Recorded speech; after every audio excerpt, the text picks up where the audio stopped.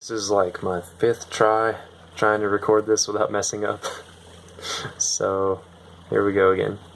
For my project, I decided to go with students with visual impairments.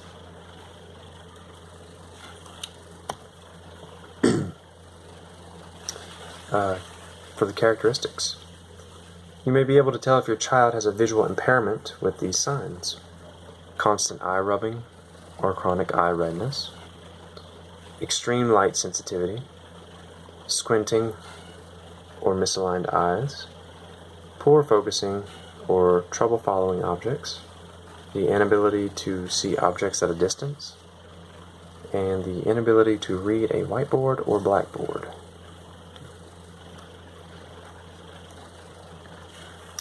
And troubled reading. For the assessment. Assessments would start out as a regular optometrist checkup. Then your child would probably be referred to have further testing, such as functional vision assessment, which is the FVA, which explores how your child uses any vision he may already have, or the learning media assessment, the LMA, which examines the way in which your child uses his senses to obtain information and indicates the most effective way in which he can be taught reading and other skills. Orientation and mobility, or O&M. This assessment is to determine whether your child needs training in learning how to move through his environment. Assistive technology assessment. It's used to identify what kinds of assistive technology may be most helpful for your child. Some special services. Some of the special services a child with visual impairment could need are instruction by certified teachers in orientation and mobility for the development of skills and knowledge that enables the student to travel safely and independently. Also needed speech and language therapy, physical therapy, and occupational therapy. Now we move on to accommodations.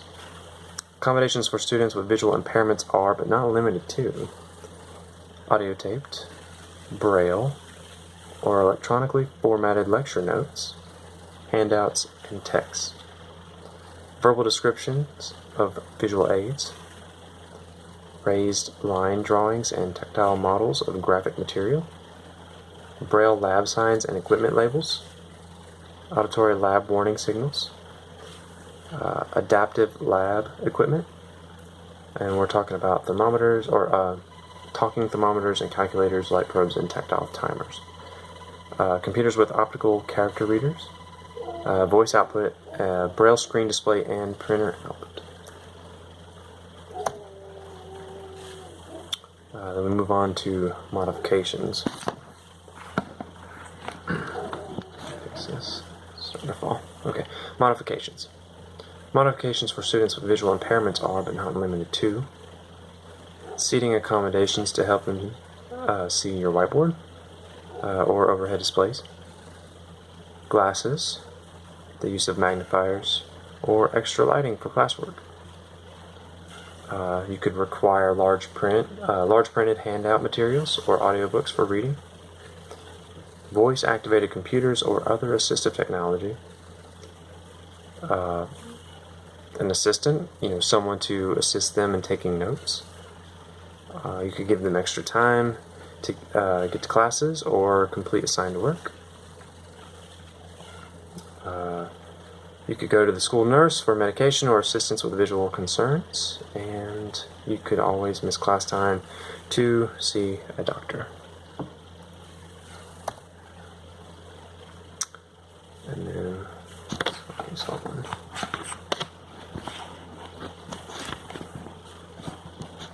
there we go. Sorry. I've got it propped up. Anyways, instructional strategies.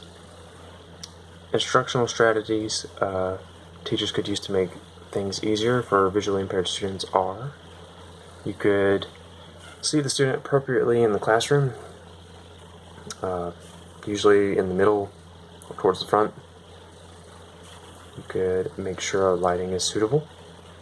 Make efforts to eliminate the risk of a glare from the desk or whiteboard.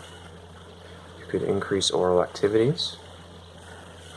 Use concrete material and hands-on experience whenever possible. Allow more time to complete tasks and provide breaks to combat fatigue. Provide contrast on any visual materials used. Black and white is best. Avoid italic or ornate scripts. And those were just a few to note. And then I list my resources. Maybe I should go ahead and